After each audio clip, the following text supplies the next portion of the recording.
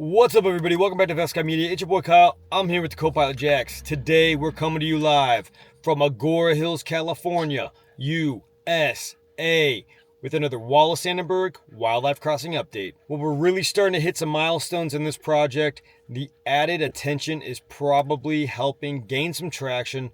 I think that we're going to start looking at maybe even hitting that late 2026 completion date that was projected earlier this year. Most recently, we're seeing that new overpass come up over Old Agoura Hills Road and that east side clearing on the other side of the bridge that's really starting to take shape.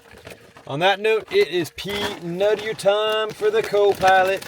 Oh, buddy, you love yourself that wildlife crossing. If you like what we're doing, if you want to support the channel, buy me a copy, link in the description below. Give us this stuff if you haven't already. Thumbs up the video, comment on the video for better for worse. All that goes a long ways in keeping us on the road, bringing y'all that quality content. So without further ado, let's go ahead and get on up there, show you guys what's going down. Peace.